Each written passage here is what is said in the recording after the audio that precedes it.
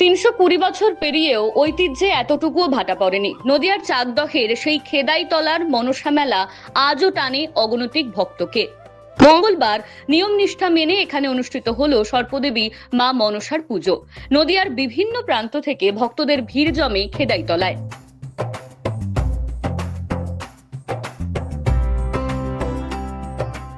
এই পুজোর সঙ্গে জড়িয়ে রয়েছে বহু পুরনো লোককথা। কথিত আছে প্রায় ৩০০ বছর আগে নদীপথে ব্যবসা করতে এসে এই এলাকায় আস্তানা গড়েছিলেন একদল বণিক। হঠাৎই একের পর এক বণিক অসুস্থ হয়ে পড়তে থাকেন। আতঙ্ক গ্রাস করে গোটা দলকে। লোককথা বলে সেই সময় বণিক দলের হোতা স্বপ্নাদেশ পান। তাকে জানানো হয় সর্পদেবী মা মনসার পুজো করলেই এই বিপদ থেকে মুক্তি মিলবে।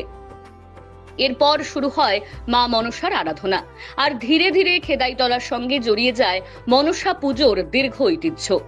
ইতিহাস নিয়ে মতান্তর থাকলেও কয়েক শতাব্দী ধরে চলে আসা এই পুজোর জনপ্রিয়তা আজও অটুট।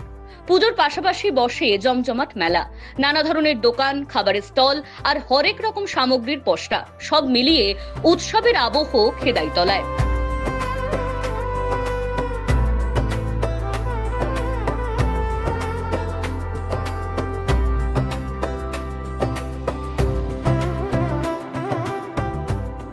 দূর দূরান্ত থেকে মানুষ আসেন এই মেলায়।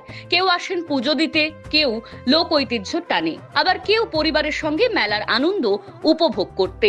এবছরও মেলা সুষ্ঠু ও নিরাপদভাবে পরিচালনার জন্য একাধিক ব্যবস্থা নিয়েছে মেলা কর্তৃপক্ষ। শতাব্দী পেরিয়েও ভক্তি, লোকবিশ্বাস আর ঐতিহ্যের মেলবন্ধন ধরে রেখেছে চাকদহের খেদাইতলার মনসা মেলা। নদিয়া থেকে কাজল বসাকের রিপোর্ট, দ্য ওয়াল।